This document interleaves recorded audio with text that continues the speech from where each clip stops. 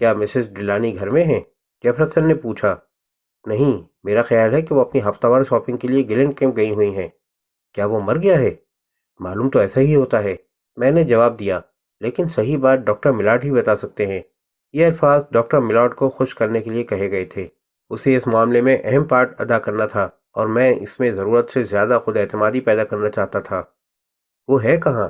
Doctor نے میرے remark پر اظہار پسندیدگی کے طور پر سر ہلاتے ہوئے پوچھا۔ اندر ڈرائنگ روم میں نے جواب دیا اور ان دونوں کو ساتھ لے کر ڈرائنگ روم کی طرف چلا۔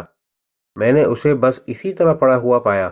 ایسا معلوم ہوتا ہے جیسے وہ ٹی وی میں کچھ کر رہا تھا کہ اس کا ہاتھ کسی مین کرنٹ کے تار سے چھو گیا اور اس کے سارے جسم میں کرنٹ دوڑ گیا۔ وہ اتنی لاپرواہی سے کام کر رہا تھا کہ کرنٹ پروف اسکرو ڈرائیور کے بجائے لوہے کا اسکرو ڈرائیور پکڑ رکھا تھا۔ ڈاکٹر ملاڈ نے کمرے میں داخل ہو کر ڈیلانی کی لاش کو غور سے دیکھا۔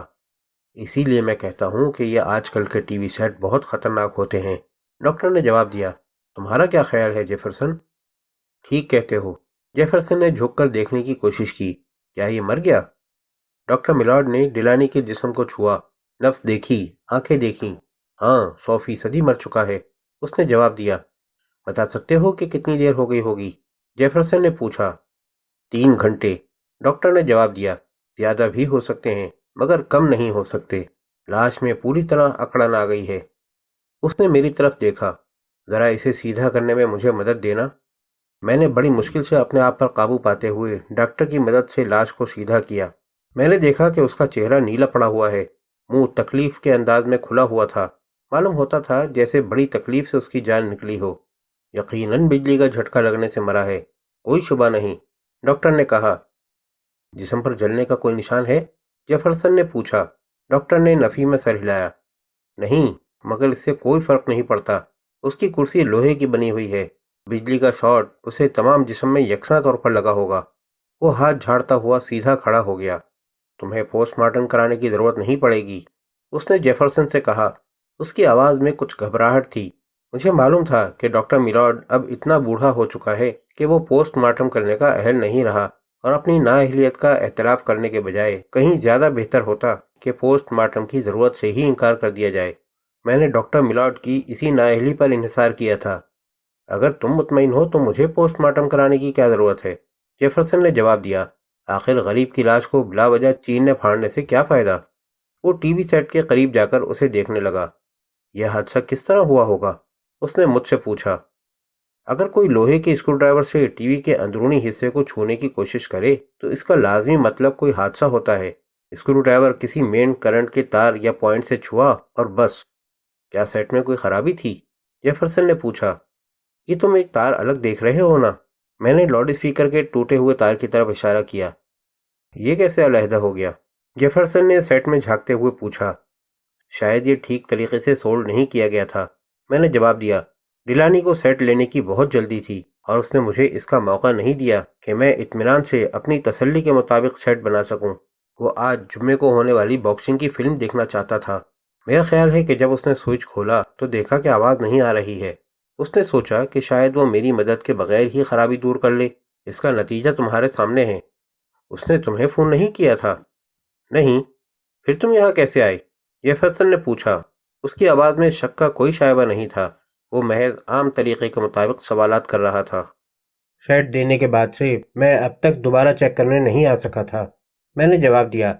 آج اتفاق سے مسٹر ہمیش کے پاس جانا ہوا تو واپسی میں ادھر سے گزرتے ہوئے مجھے خیال آیا کہ لاؤ مسٹر ڈیلانی کا سیٹ بھی دیکھتا چلوں۔ یہاں آیا تو یہ حادثہ ہو چکا تھا۔ اچھا، میں ایمبولینس کے لیے فون کر دوں، جیفرسن نے کہا۔ مسز ڈیلانی کے آنے سے پہلے لاش چلی جائے تو اچھا ہے، وہ دیکھے گی تو اسے بے حد شوق لگے گا۔ اگر یہاں میری ضرورت نہ ہو اور تم اسے مناسب سمجھو تو میں گلین کیمپ جا کر اسے اس حادثے کی اطلاع دے دوں۔ بہت مناسب خیال ہے، جیفرسن نے فوراً تائید کی۔ یہ صدمہ اس کے لیے بہت زیادہ ہوگا۔ کوشش کرنا کہ جب تک ایمبولینس لاش نہ لے جائے اسے یہاں سے دور ہی رکھو۔ اس سے یہ بھی کہہ دینا کہ میں بعد میں پھر آ کر اس سے کچھ گفتگو بھی کروں گا۔ کہنا فکر کی کوئی بات نہیں، مگر یہ ضروری عدالتی کارروائی تو بہرحال ہوگی۔ میں نے یہ سب کچھ کہنے کا وعدہ کیا اور رخصت ہو گیا۔ مجھے اطمینان تھا کہ میں نے جو داستان تیار کر کے ان کے سامنے رکھ دی تھی، یہ سادہ لوح بوڑھے اسے جوں کا توں قبول کر لیں گے، کسی بھی قسم کے شبے کی عدم موجودگی۔ ہر بات کو اسی طرح تسلیم کر لینا جس طرح وہ نظر آ رہی ہیں، یہی تو بنیادی باتیں تھیں جن پر میں بھروسہ کر رہا تھا۔ جس وقت میں گلڈا سے ملنے ٹرک میں گلینڈ کیمپ جا رہا تھا تو مجھے پورا اعتماد ہو گیا تھا کہ اگر میں نے کوئی ایسی ہی فاش غلطی نہیں کر دی ہے تو کوئی بھی مجھ پر ڈیلانی کے قتل کا شبہ نہیں کر سکے گا۔ گلڈا مجھے چوراہے پر ایک سائڈ میں انتظار کرتے ملی۔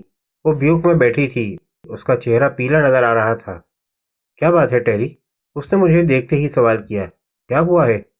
میں تمہارے لیے کوئی اچھی خبر نہیں لایا۔ کیا جیک کو کچھ ہو گیا ہے؟ ہاں، میں نے اپنا ہاتھ تسلی کے انداز میں اس کے ہاتھ پر رکھ دیا۔ وہ ایک حادثے کے نتیجے میں مر گیا ہے۔ اس نے اپنی آنکھیں بند کر لیں اور میں نے دیکھا کہ چہرے کی زردی میں کچھ اور اضافہ ہو گیا ہے۔ وہ کچھ دیر اسی طرح بیٹھی رہی، پھر اپنی آنکھیں کھولتے ہوئے بھرائی ہوئی آواز میں بولی، حادثہ؟ کیسا حادثہ؟ کیسے ہوا؟ وہ کیسے مرا؟ بجلی کے کرنٹ سے، میں نے جواب دیا۔ شیرف جیفرسن اور ڈاکٹر ملاڈ وہاں موجود ہیں۔ بجلی کے کرنٹ سے؟ گلڈا کے چہرے پر حیرت کے تاثرات ابھرے۔ میں سمجھی نہیں۔ دور سے آتی ہوئی سائرن کی آواز نے ہم دونوں کو چونکا دیا۔ ہم نے سڑک کی طرف دیکھا، ایمبولینس جا رہی تھی۔ میں دوسری طرف سے جا کر اس کی کار میں بیٹھ گیا۔ ٹی وی سیٹ میں ساؤنڈ سسٹم کا ایک تار علیحدہ ہو گیا تھا۔ میں نے کہا، وہ باکسنگ کی فلم دیکھنا چاہتا تھا۔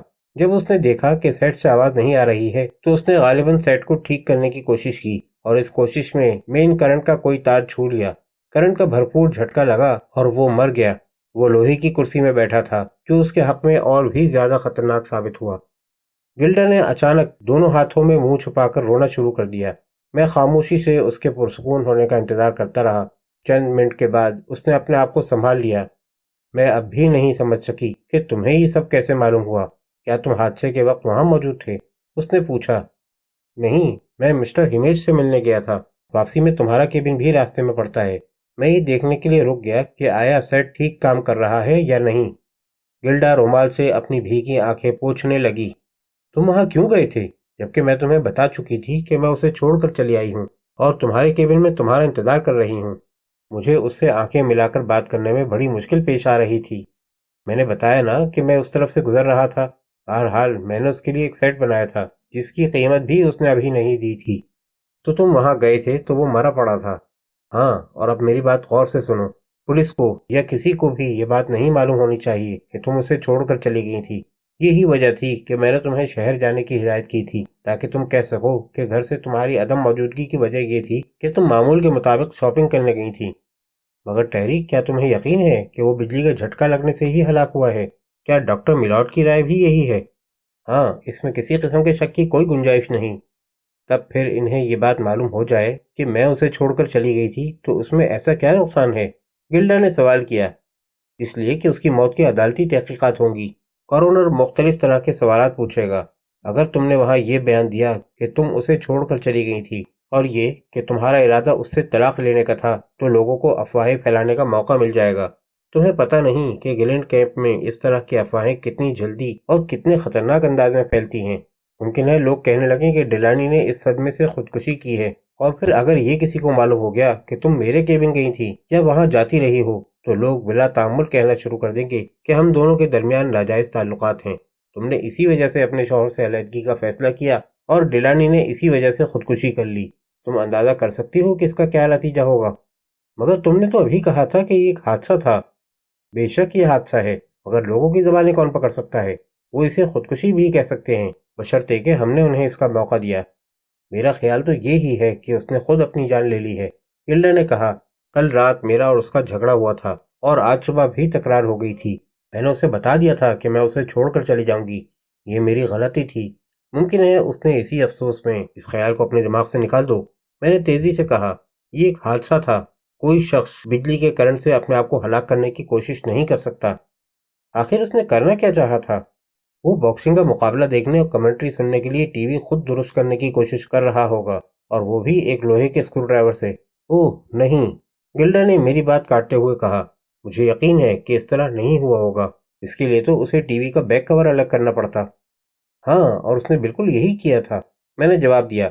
اس نے ٹی وی کا بیک کور اتار دیا تھا۔ اس کے ہاتھ کے قریب اسکرو ڈرائیور گرا ہوا تھا۔ گلڈا نے غور سے میری طرف دیکھا۔ میں تمہاری باتیں بالکل نہیں سمجھ پا رہی ہوں، اس نے کہا۔ وہ کوئی کام اپنے ہاتھ سے کرنے کا روادار نہیں تھا، خاص طور سے اس نے کبھی کسی قسم کی مرمت وغیرہ خود کرنے کی کوشش نہیں کی۔ اس کے ذہن میں ایک لمحے کے لیے بھی یہ خیال نہیں آ سکتا کہ وہ خود سیٹ کی مرمت کرنے بیٹھ جائے۔ یہ ایسا انکشاف تھا جس کی مجھے بعید ترین توقع بھی نہیں تھی۔ اگر گلڈا نے عدالتی تحقیقات میں اس قسم کا کوئی بیان دے دیا تو کورونر یقینی شبے میں مبتلا ہو سکتا ہے۔ وہ باکسنگ کا بہت شوقین تھا، یہ تم نے ہی مجھے بتایا تھا، میں نے جواب دیا۔ جب عین وقت پر اس نے سیٹ خراب پایا ہوگا تو یہ کوئی ایسی ناممکن بات نہیں کہ اس نے خرابی کو معمولی خیال کرتے ہوئے اور یہ سوچتے ہوئے کہ مجھے بلانے اور میرے آ کر سیٹ ٹھیک کرنے میں اتنا وقت لگ جائے گا کہ مقابلے کی فلم ختم ہو جائے گی، اس لیے کیوں نہ خود ہی دیکھ لیا جائے۔ تمہیں کیسے معلوم کہ وہ یہ فلم دیکھنا چاہتا تھا؟ ایک لمحے کے لیے میری سمجھ میں نہیں آیا کہ کیا جواب دوں، مگر پھر میں نے کہا، 2 دن پہلے اس نے مجھے فون کیا تھا، وہ تصویر کا کنٹراسٹ اور بہتر کرنے کے سلسلے میں پوچھنا چاہتا تھا۔ اس وقت برسبیل تذکرہ میں نے اسے بتایا تھا کہ جمعے کے دن ایک باکسنگ مقابلے کی فلم دکھائی جانے والی ہے، اس پر اس نے کہا تھا کہ وہ اسے ضرور دیکھے گا۔ گلڈا کی آنکھوں میں ایسا تاثر تھا جس سے ظاہر ہو رہا تھا کہ وہ میری کسی بات پر یقین نہیں کر رہی ہے۔ اس نے اپنے شانے اچکائے۔ تم نے بتایا تھا کہ اس کے ہاتھ کے قریب ایک اسکرو ڈرائیور بھی گرا ہوا تھا؟ میں پسینے میں نہا رہا تھا۔ اس سوال پر جیسے مجھے خود بھی بجلی کا جھٹکا سا لگ گیا۔ مجھے یاد آیا کہ اوزاروں کا بکس اسٹور روم کی الماری میں سب سے اوپری خانے میں رکھا تھا۔ اس خانے کی اونچائی فرش سے کم 7 فٹ ضرور تھی۔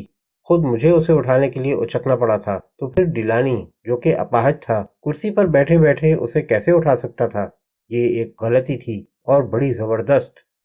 ہاں، وہ اس کے ہاتھ کے قریب پڑا تھا، میں نے جواب دیا، مگر اسے معلوم ہی نہیں تھا کہ اوزاروں کا بکس کہاں رکھا جاتا ہے۔ گلڈا نے اعتراض کیا۔ گلڈا، میں نے سمجھاتے ہوئے کہا، ذرا سی بات کو الجھانے اور پراسرار بنانے کی کوشش مت کرو۔ سیٹ خراب ہو گیا تھا اور وہ اسے درست کرنا چاہتا تھا۔ اس نے گھر میں اوزاروں کا بکس تلاش کیا اور اسے مل گیا۔ اس نے غالباً کسی چھڑی وغیرہ سے اسے نیچے گرایا ہوگا۔ میں نے دیکھا تھا، بکس فرش پر گرا ہوا ہے اور یہ بالکل عام نوعیت کا حادثہ ہے۔ آئے دن اخبارات میں اس قسم کی خبریں آتی رہتی ہیں۔ اناڑی آدمی ہمیشہ اپنے آپ کو نقصان پہنچاتے رہتے ہیں۔ میں نے دیکھا کہ وہ میری بات بالکل نہیں سن رہی ہے اور میں خاموش ہو گیا۔ اس وقت میرے ذہن میں ایک نیا خوف، نیا شبہ پیدا ہونے لگا۔ آخر وہ کیا سوچ رہی ہے؟ کیا اسے شک تو نہیں ہونے لگا ہے کہ میں نے ڈیلانی کو قتل کر دیا ہے؟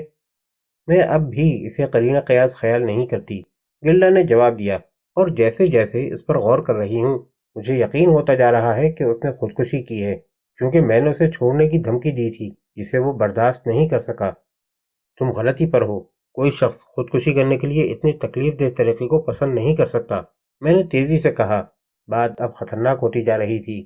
اگر میں اسے یقین نہیں دلا سکا کہ ڈیلانی ایک حادثے کا شکار ہوا ہے تو وہ یقیناً کورونر کے سامنے یہی بیان دے گی کہ اس کے خیال میں ڈیلانی نے خودکشی کر لی ہے، اور ایک مرتبہ یہ خبر اخبارات میں آئی تو لاس اینجلس سے کوئی نہ کوئی پولیس آفیسر ضرور آ کر دیکھے گا۔ ٹی وی سیٹ سے بجلی کے کرنٹ کے ذریعے خودکشی کرنا خواہ مخواہ شبے کو دعوت دیتا تھا۔ وہ شراب کے نشے میں تھا، میں نے وسکی کا گلاس بھی اس کے قریب گرا ہوا پایا تھا۔ چلو مان لیا، جیسا کہ تم کہتی ہو وہ تمہارے جدا ہونے کا غم برداشت نہیں کر سکتا تھا۔ اس نے دل بہلانے کے لیے ٹی وی کھولا، دیکھا کہ وہ کام نہیں کر رہا۔ اسے غصہ آ گیا اور اسکرو ڈرائیور اٹھا کر اس نے سیٹ کو توڑنا چاہا۔ یہ حرکت ایک شراب کے نشے میں بہکے ہوئے انسان سے بالکل متوقع ہو سکتی تھی، مگر جیسے ہی اس نے اسکرو ڈرائیور سے سیٹ کے اندرونی حصے کو چھوا اسے کرنٹ کا جھٹکا لگا اور وہ مر گیا۔ مجھے یقین نہیں کہ اس نے ایسی کوئی حرکت کی ہوگی۔ اسے ایک حادثہ ہی ہونا چاہیے گلڈا، میں نے تقریباً چلاتے ہوئے کہا۔ اگر تم نے کورونر سے یہ بات کہہ دی کہ تمہارے خیال میں ڈیلانی نے خودکشی کی ہے تو یہ خبر اخبارات میں آ جائے گی، اور پھر میں اور تم دونوں ایک بڑے اسکینڈل کا سامنا کر رہے ہوں گے۔ یہ رسوائی ہماری پوری زندگی کو تباہ کر دے گی۔ اچھا ٹیری، گلڈا نے دفعتاً نرم پڑتے ہوئے جواب دیا، اگرچہ میں اب بھی مطمئن نہیں ہوں، لیکن اب جب کہ وہ مر گیا ہے اس سے کیا فرق پڑتا ہے کہ وہ کسی حادثے کا شکار ہوا یا اس نے خودکشی کر لی؟ مجھے یقین نہیں آتا کہ آخر کار میں سچ مچ اس کے پنجے سے آزاد ہو گئی ہوں۔ میں نے بھی اطمینان کا سانس لیا۔ ہمارے پاس زیادہ وقت نہیں ہے گلڈا، آئندہ ہمیں پوری احتیاط سے کام لینا ہوگا۔ اب جو کچھ میں تم سے کہنے والا ہوں وہ تمہیں عجیب ضرور محسوس ہوگا، لیکن عقل مندی اور مصلحت وقت کا تقاضا یہی ہے۔ جیسا کہ میں نے بتایا، عدالتی تحقیقات ضرور ہوں گی۔ یہ انتہائی ضروری ہے کہ کسی کو بھی ہمارے تعلقات کے بارے میں معلوم نہیں ہونا چاہیے۔ اگر بات کھل گئی تو ہم مصیبت میں پڑ جائیں گے۔ اگر یہ شبہ بھی ہو گیا کہ اس کی موت کسی حادثے کا نتیجہ نہیں تھی تو لازمی طور پر لاس اینجلس سے کوئی پولیس آفیسر اس کی تحقیقات کے لیے بھیجا جائے گا، اور جب ایک مرتبہ تحقیقات شروع ہو گئیں تو ہمارے باہمی تعلقات اور یہ بات کہ تم اس کی موت کے وقت میرے کیبن میں موجود تھی منظر عام پر آ جائے گی۔ چنانچہ تم اپنے بیان میں یہی کہو گی کہ تم اپنے معمول کے مطابق شاپنگ کرنے کے لیے گلین کیمپ گئی ہوئی تھیں۔ 9 بجے تم گھر سے چلیں نیلی جھیل کی سڑک سے، مگر راستے میں تمہاری کار کا ٹائر پنچر ہو گیا۔ تمہیں دوسرا ٹائر لگانے میں کافی وقت لگا، اس لیے 11:30 بجے سے پہلے گلین کیمپ نہیں پہنچ سکیں۔ میں نے اسے چونکتے دیکھا۔ مگر میں یہ نہیں کہہ سکتی، یہ تو جھوٹ ہوگا، وہ بولی۔ اول تو تمہیں خود سے کوئی بات کہنے کی ضرورت ہی نہیں ہے۔ جب تک وہ تم سے کوئی سوال نہ کریں تم کوئی بات منہ سے مت نکالنا۔ میں نے حتی الامکان اپنی آواز کو پرسکون رکھنے کی کوشش کرتے ہوئے جواب دیا، لیکن اگر وہ تم سے واقعی پوچھیں تو تمہیں یہی بات انہیں بتانی پڑے گی۔ اگر تم نے میرے کہنے کے خلاف کیا تو ہم دونوں انتہائی مصیبت میں گرفتار ہو جائیں گے۔ میں تمہارے فالتو ٹائر میں پنچر کر دوں گا تاکہ وہ چیک کریں تو ٹائر میں واقعی پنچر موجود ہو۔ ٹیری، گلڈا نے اچانک میرا بازو پکڑ لیا، تمہاری باتیں مجھے خوفزدہ کر رہی ہیں۔ تم اس طرح یہ سب کچھ کہہ رہے ہو جیسے میں نے کوئی جرم کیا ہو۔ صرف تم نے ہی نہیں، میں نے بھی ایک جرم کیا ہے، میں نے جواب دیا۔ ہم دونوں ایک دوسرے سے محبت کرتے ہیں۔ تم نہیں جانتی کہ لوگ کسی اپاہج انسان سے کتنی ہمدردی رکھتے ہیں۔ اگر کبھی یہ بات کھل گئی کہ ہم ڈیلانی کی زندگی میں ایک دوسرے سے چھپ چھپ کر ملتے رہے ہیں تو کیا تم سمجھتی ہو کہ لوگوں کو ہمارے ساتھ کوئی ہمدردی ہوگی؟ میں تمہیں رسوا کن پبلسٹی سے بچانے کی کوشش کر رہا ہوں گلڈا، تمہیں وہی کرنا چاہیے جو میں کہہ رہا ہوں۔ اچھی بات ہے، گلڈا نے جیسے بیچارگی سے شانے جھٹکے۔ اس وقت میرا دماغ کچھ کام نہیں کر رہا ہے، مگر میں وہی کروں گی جو تم کہو گے۔ میں کار سے اترا، گھوم کر پیچھے گیا، اس کا ٹرنک کھولا، فالتو ٹائر اندر رکھا ہوا تھا، وہ کافی استعمال شدہ معلوم ہو رہا تھا۔ میں اپنے ٹرک پر آیا، اس میں سے ایک کیل اور ہتھوڑا لیا اور ہتھوڑے کی مدد سے کیل کو ٹائر میں دور تک ٹھوک دیا۔ کیل ٹیوب تک پہنچی تو اس کی ہوا نکلنے لگی۔ میں نے ٹائر واپس ٹرک میں رکھ کر اسے بند کر دیا، ہتھوڑا اپنے ٹرک میں ڈالا اور گلڈا کے پاس آیا۔ اب تم اپنے کیبن میں واپس جاؤ، مگر میں نے جو کچھ کہا ہے اس کا پورا خیال رکھنا۔ ہر چند مجھے جھوٹ بولنا پسند نہیں ہے، مگر میں تمہارے کہنے پر عمل کروں گی۔ میں خود تم سے جھوٹ بولنے کے لیے نہ کہتا، لیکن اس کے علاوہ اور کوئی صورت نہیں کہ ہم غیر ضروری پریشانی سے بچ سکیں، میں نے جواب دیا۔ ایک بات اور، جب تک عدالتی تحقیقات ختم نہ ہو جائیں ہم ایک دوسرے سے نہیں ملیں گے۔ اس کے بعد تم لاس اینجلس چلی جانا، ہم گاہے گاہے وہاں ملتے رہیں گے، پھر 1-2 ماہ بعد ہم شادی کر لیں گے، تمہیں اس کی جائیداد مل جائے گی تو میں کسی اور جگہ جا کر اپنا کاروبار شروع کر دوں گا۔ ٹھیک ہے، گلڈا نے تائید کی۔ ہم نے دور سے ایک کار کی آواز سنی، دیکھا کہ ایمبولینس واپس آ رہی ہے۔ ہم دونوں نے ایک دوسرے کی طرف دیکھا۔ یہ کہنے کی ضرورت نہیں تھی کہ ایمبولینس میں کیا چیز تھی۔ اب جاؤ گلڈا، جیفرسن تمہارا انتظار کر رہا ہوگا، میں نے کہا۔ گھبرانے کی ضرورت نہیں ہے، بس عدالتی تحقیقات ہو جائیں، پھر ہم ہمیشہ کے لیے ایک دوسرے کے بن جائیں گے۔ اس وقت میں جو کچھ کہہ رہا تھا اس پر واقعی یقین بھی رکھتا تھا، مگر مجھے معلوم نہیں تھا کہ ہمیشہ ایک طویل مدت ہوتی ہے۔